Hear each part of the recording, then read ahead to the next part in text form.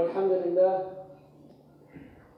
الحمد لله نحمده ونستعينه ونستغفره ونعوذ بالله من شرور أنفسنا ومن سيئات أعمالنا من يهدي الله فلا مضل له ومن يضلل فلا هادي له وأشهد أن لا إله إلا الله هو الأول فلا يمانع وهو الآخر فلا ينازع وهو الحكيم فلا يخادع وهو العليم فلا يراجع وأشهد أن محمدا رسول الله صلى الله عليه وسلم بلغ الرسالة وأدى الأمانة ونصح للأمة فكشف الله به الغمة وبعد فإن أصدق الحديث كتاب الله وخير الهدي هدي محمد صلوات ربي وسلامه عليه وشر الأمور محدثاتها وكل محدثة بدعة وكل بدعة ضلالة وكل ضلالة في النار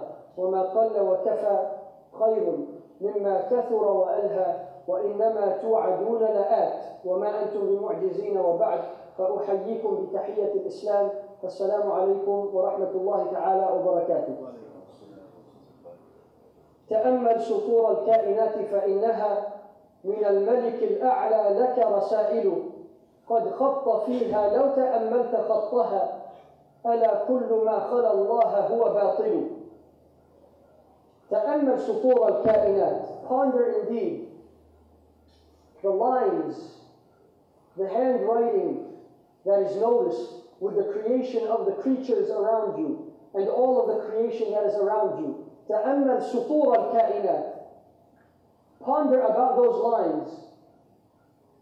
lines of handwriting, the handwriting of Allah subhanahu wa ta'ala in the creation.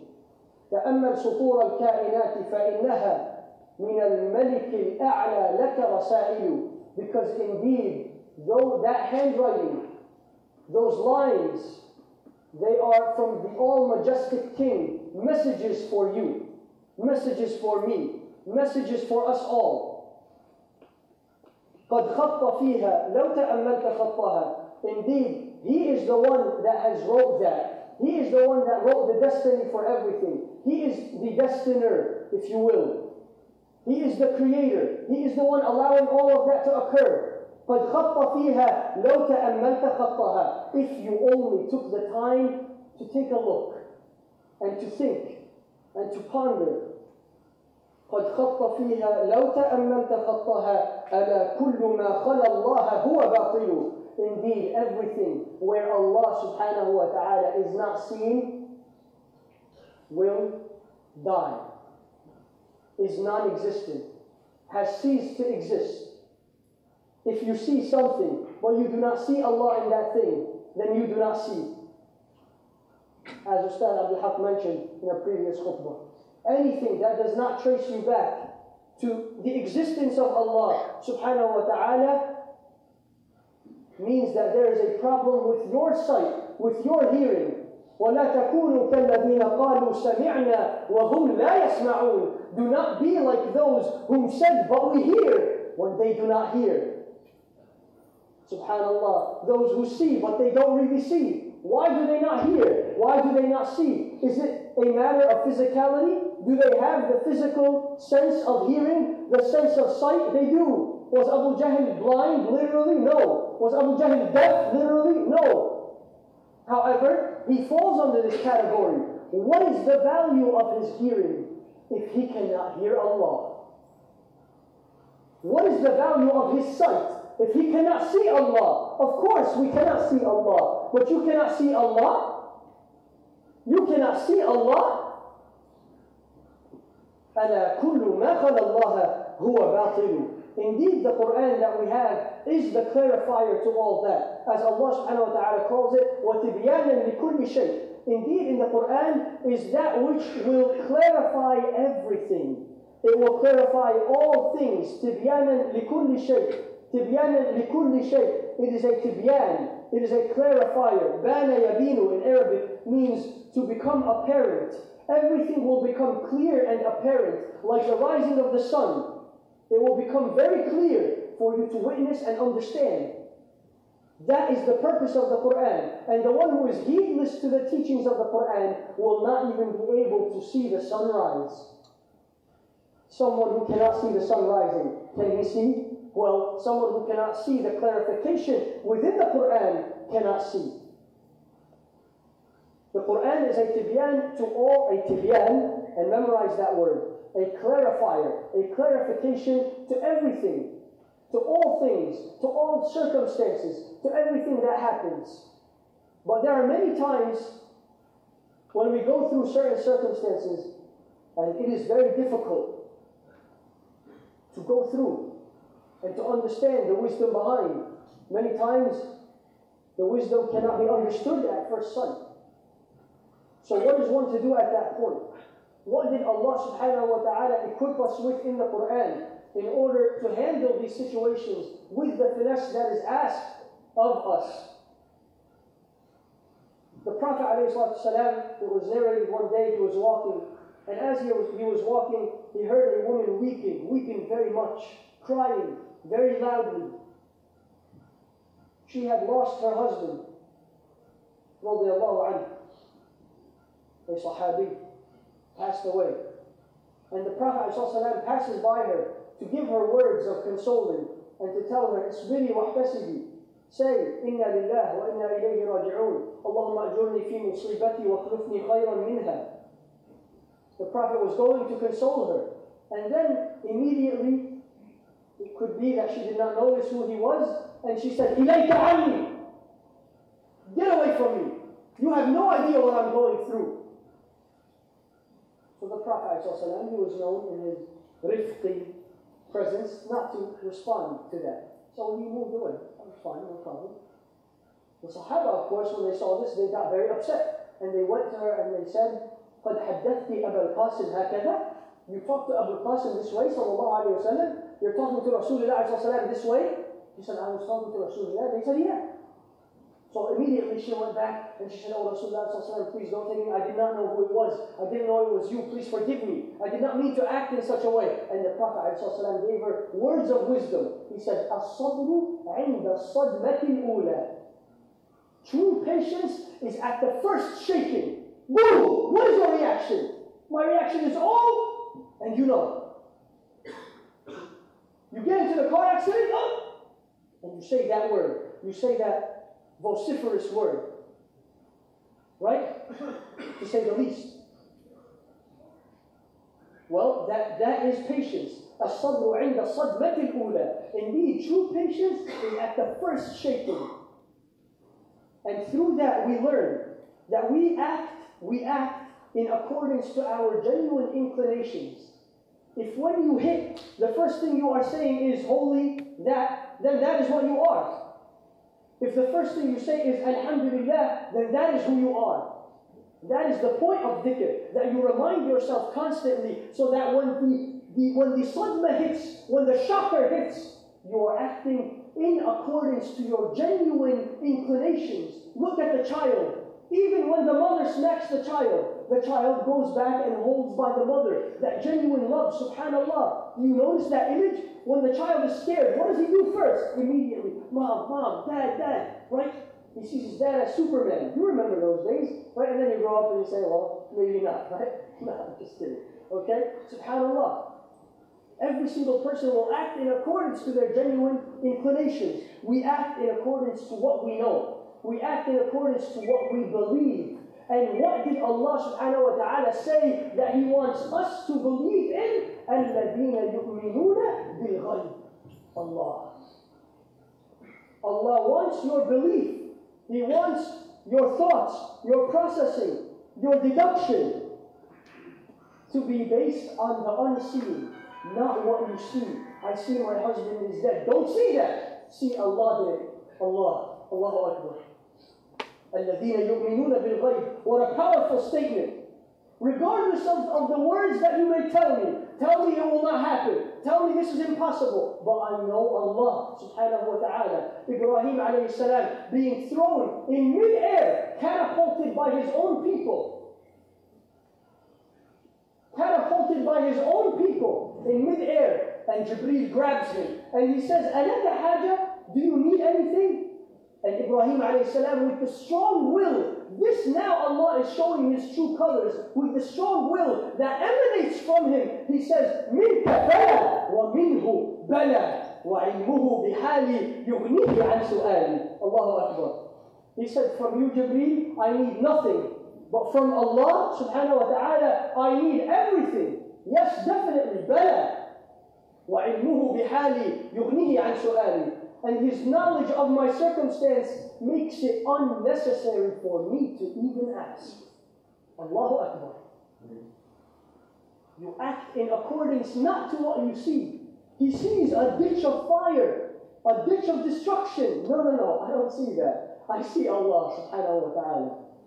الَّذِينَ يُؤْمِنُونَ بِالْغَيْبِ. And this word, iman, which is thrown around so much like candy these days, it has requisites, subhanallah. The scholars, they say, الْإِيمَانُ مَا وَقَرَ فِي الْقَلْبِ وَصَدَّقَهُ الْعَمَلِ.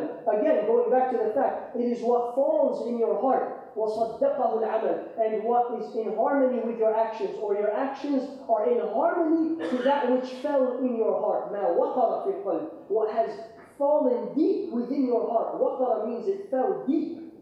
مَا وَقَرَ فِي الْقَلْبِ وَصَدَّقَهُ الْعَمَلِ. And the steps towards Iman are likewise. The scholars like Ibn Qayyim rahimahullah, they say that al-Iman huwa al-Israr bil-qalb wal-nutq bil-lisan wal-amal bil-jawarih. You see, what happens is you are in that state of submission to Allah subhanahu wa ta'ala. You constantly submit. You want to watch the basketball game, but instead you go and pray first. You miss a few minutes, no problem. And you don't rush. That is submission. Even though you don't know why, you don't understand, but you constantly, from the external, you program the internal. In order to deprive, in physics, the law of entropy, in order to deprive the internal system from decay, you must apply pressure from it from outside the system. Subhanallah. And that is external work. Salah is external. All of the pillars of Islam, submission, when you constantly do them, when you take out of your pocket, when you fast, when you do all these things, you are submitting. You are submitting to Allah and depriving the internal from decay. After you deprive the internal from decay, what happens? It becomes a system on its own. It programs you. You have submitted, and that is Islam. That is Iman, I'm sorry. When you receive the epiphany to go to the masjid, not knowing from where or from how, except the fact that you have submitted, وَالَّذِينَ اهْتَدَوْا زَادَهُمْ هُدًى وَآتَاهُمْ تَقْوَاهُمْ. Those who sought out for guidance, Allah Ta'ala increased them in guidance, and He gave them more taqwa, more action. Subhanallah. You program the heart. النطق باللسان الإصرار بالقلب الإصرار بالقلب. What happens is, when you finally hit Iman, do you know what happens? Your heart starts to insist. Your heart will insist on you. You have submitted this thus far. Now Allah subhanahu wa ta'ala will allow for your heart to insist on you. You're about to talk. No. Don't say that. You know that might be backbiting. Stop it. Go back. No. You're about to say a bad word. No, stop it. Wallahi, you will feel this. And those of you who have experienced that, I'm sure you know exactly what I am talking about. And that is the sweetness of faith, where the internal inclination is towards the most beloved, and that is Allah subhanahu wa ta'ala. Al-Israr bil-Qalb. Then your heart will begin to insist, and then your tongue will only say beauty, and then your arms and your legs and all of your limbs will move in harmony to that which you have submitted to already in your heart. And it will continue to insist, and it will continue to push you up farther and farther and elevate you to lofty places where you may stay with the company of Allah subhanahu wa ta'ala and Rasulullah sallallahu alaihi wasallam in this life and the afterlife. Because the afterlife, as we have mentioned before, is only a mirror image to what you lived in this life, in this occupied place, in the heart. Once one submits to Allah subhanahu wa ta'ala, not only are they submitting to the laws of Allah, they are submitting to the circumstances that Allah subhanahu wa ta'ala allows to occur. And like we said in the beginning and in the story that we just mentioned, there will be times that will not be so pleasant in your life. And this is a harsh reality. when you are young, your biggest worry is that you're missing some crayons in the crayon box, right? And then life isn't as simple as that anymore. Things begin to change. You start to realize that life is not such a nice place. Things that you want, you cannot get, even though you were sure that you were getting them. And things that you had, you lose. And people that were around you go. SubhanAllah. You start to realize that this is the nature of this life. And then we throw around certain phrases without really understanding their meaning. One of those phrases is إِنَّ مَعَ الْعُسْرِ يُسْرًا. إِنَّ مَعَ الْعُسْرِ يُسْرًا فَإِنَّ مَعَ الْعُسْرِ يُسْرًا إِنَّ مَعَ الْعُسْرِ يُسْرًا. Allah repeats it twice, just in case you didn't get it the first time. Here it is again. إِنَّ مَعَ الْعُسْرِ يُسْرًا. Indeed, with every hardship is ease. Not إِنَّ بَعْدَ الْعُسْرِ يُسْرًا. Even though Allah subhanahu wa ta'ala mentioned that, because that is given. Think mathematically. If I divide your line between two phases, usr and yusr, it is given that after usr is yusr. This is obvious. And after usr is yusr, therefore. But that is not what Allah subhanahu wa ta'ala is saying here. Allah subhanahu wa ta'ala is saying, إِنَّ مَعَ الْعُسْرِ يُسْرًا. Indeed, within, intertwined, within every hardship, there is ease. And we throw around this phrase. And I would like to just share with you, inshallah, the story behind the revelation of these verses to the Prophet ﷺ. The Prophet ﷺ, this surah was revealed at the same time, Surah Al-Sharh, as Surah Al-Duha. Okay? And it was revealed to the Prophet ﷺ in Mecca in a time where the Prophet ﷺ was consistently, he just started receiving revelation. Okay? And then all of a sudden, the Prophet ﷺ's revelation stopped for a day. It was known that the Prophet ﷺ would be asked the question, and then immediately Allah SWT would send a wahi. Ask the question, wahi. Ask the question, wahi. So the Prophet ﷺ, time was passing, and he was not getting any wahi. 1 day, 2 days, 3 days, 4 days, a week, 2 weeks, 4 weeks, 7 weeks, 2 months. 2 months, and the Prophet ﷺ was not receiving wahi. And he was being bombarded by kuffar of Quraysh. And even the Sahaba were not starting to question, hashalillah, but this was just becoming debilitating. Subhanallah. And the Prophet ﷺ was getting very worried. And one of the women from kuffar Quraysh came up to the Prophet ﷺ and very scornfully and cynically, she says to him, مَا أَرَى شَيْطَانَكَ إِلَّا قَدْ وَدَّعَكَ. Why is it that I see that your shaitan, your devil that's revealing to you, she's poking fun at him. She's making fun of him. Why do I see that your devil that keeps revealing to you, he stopped? What happened to your devil? Astaghfirullah al-Azim. What happened to your devil that is revealing to you? What happened to him? And the Prophet ﷺ remained patient. Even the wife of Rasulullah ﷺ, Khadija, she said, قَدْ قَلَاكَ رَبُّكَ لِمَا يَرَى مِنْ جَزَعِكَ. Allah subhanahu wa ta'ala is going to leave you because you're so worried. Stop being so worried, O Rasulullah ﷺ. But that were very harsh words, subhanallah. And the Prophet ﷺ was becoming so worried, and he became very sick and very ill. And what did they say? وَدَّعَكَ قَلَاكَ, right? وَدَّعَكَ قَلَاكَ, right? And then what does Allah subhanahu wa ta'ala respond this? وَالضُّحَى وَاللَّيْلِ إِذَا سَجَى مَا وَدَّعَكَ رَبُّكَ وَمَا قَلَى. Allahu Akbar. He says, وَالضُّحَى, I swear by the rising of the sun, وَاللَّيْلِ إِذَا سَجَى, and the night as it covers up the day, مَا وَدَّعَكَ رَبُّكَ وَمَا قَلَى. Allah did not وَدَّعَكَ. Allah has not forsaken you. وَمَا قَلَى, and He has not left you. وَلَلْآخِرَةُ خَيْرٌ لَكَ مِنَ الْأُولَى وَلَسَوْفَ يُعْطِيكَ رَبُّكَ فَتَرْضَى. And indeed, the hereafter is much better than that which can be offered in this life. وَلَسَوْفَ يُعْطِيكَ رَبُّكَ فَتَرْضَى. And indeed, Allah subhanahu wa ta'ala will give you, and you will definitely be content. And it is said by Ibn Kathir and others that because of the Prophet ﷺ's patience, رَزَقَهُ اللَّهُ بِأَلْفِ قَصْرٍ فِي الْجَنَّةِ. Allah subhanahu wa ta'ala gave him 1,000 mansions in Jannah because of this one instance. 1,000 mansions, fully furnished, believe me. Subhanallah. مَا وَدَّعَكَ رَبُّكَ وَمَا قَلَى. And then Allah subhanahu wa ta'ala goes on. And in the surah, He says, أَلَمْ يَجِدْكَ يَتِيمًا فَآوَى. Didn't He find you an orphan and then He helped you? وَوَجَدَكَ ضَالًّا فَهَدَى. And He found you misguided and He guided. وَوَجَدَكَ عَائِلًا فَأَغْنَى. And He found you in need, so He gave you, He made you richer. Subhanallah. أَلَمْ نَشْرَحْ لَكَ صَدْرَكَ. Same template.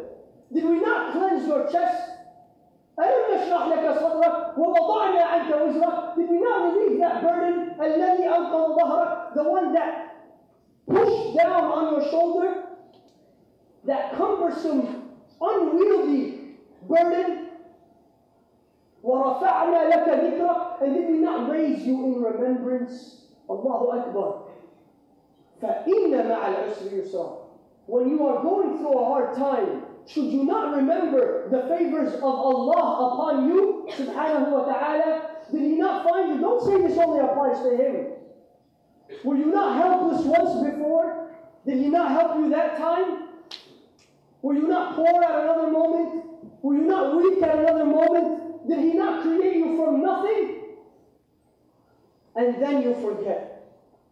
While you were nothing, nobody acknowledged your existence. Only He knew of you. La ilaha illallah. And then when you grow up and you become this great intellectual, the last being that you remember is Him, subhanahu wa ta'ala. سبحانه وتعالى جل جلاله. أقول قولي هذا وأستغفر الله لي ولكم فيا فوز المستغفرين.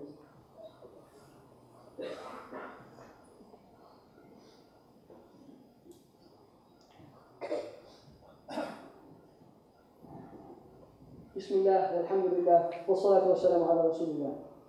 Unfortunately, the time has run out, and I wish that we had more time. Lakin, subhanallah, the examples of this are so many. The Prophet ﷺ was with the Sahaba in the battle of Al-Khandaq, and I do encourage you all to do research about the battle of Khandaq, where the Prophet ﷺ was with the Sahaba, and they were faced by 10,000 soldiers were coming to destroy the Prophet ﷺ.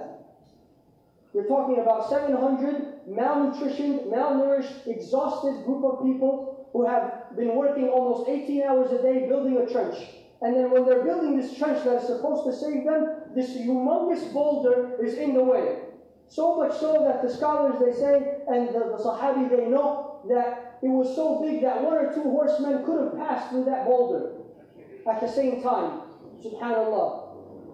And all the Sahaba tried striking this boulder, breaking this boulder, and the boulder in your lives, you will try to strike it. You will try to strike it. And then Rasulullah ﷺ, the visionary, what does he do? He takes it and he smashes it the first time. He says, Allahu Akbar, futihat li Qaisar. Allahu Akbar, futihat li Kisra. The visionary, in the middle of the Sahaba, they're thinking, what is he talking about? Rome has been opened for me. Persia has been opened for me. They're thinking, we have 10,000 soldiers to face. But then they thought for a second. This is Rasulullah talking. If he says we're going to open Persia, we will win in this battle. And so they did. La ilaha illallah. Look at these circumstances. Look. There's one secret message here that I want to dispense, and we ask Allah subhanahu wa ta'ala to give us tawfiq to listen and to act, inshaAllah. What did Allah subhanahu wa ta'ala tell the Prophet? He told the Prophet ﷺ that he gave him 1,000 mansions, right? He told the Prophet ﷺ that Rome and Persia will be open for you. But when did he tell him? When did he tell him these great pieces of information? When? It could have been, the hadith could have been, قال صلى الله عليه وسلم فتحت لي قيصر فتحت لي كسرى.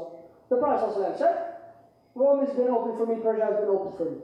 No, صدق رسول الله صلى الله عليه وسلم. Right?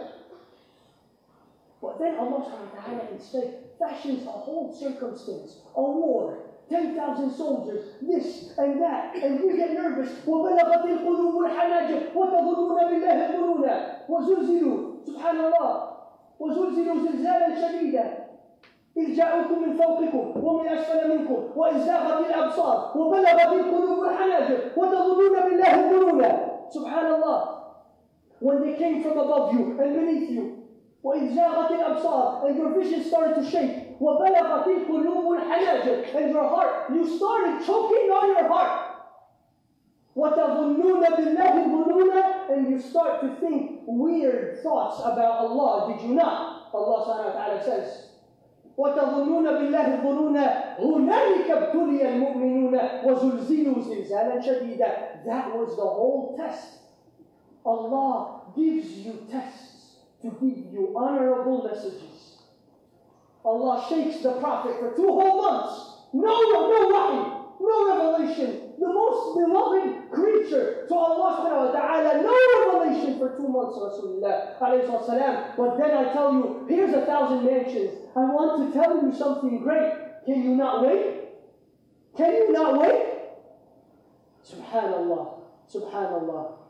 In that moment where you have that boulder in front of you, know that Allah subhanahu wa ta'ala is just showing you the grace within that calamity, the ease within your hardship, and the escape from that maze that you cannot see any escape from. وَمَنْ يَتَّقِ اللَّهَ يَجْعَلْ لَهُ مَخْرَجًا وَيَرْزُقْهُ مِنْ حَيْثُ لَا يَحْتَسِبُ وَمَنْ يَتَوَكَّلْ عَلَى اللَّهِ فَهُوَ حَسْبُهُ إِنَّ اللَّهَ بَالِغُ أَمْرِهِ قَدْ جَعَلَ اللَّهُ لِكُلِّ شَيْءٍ قَدْرًا.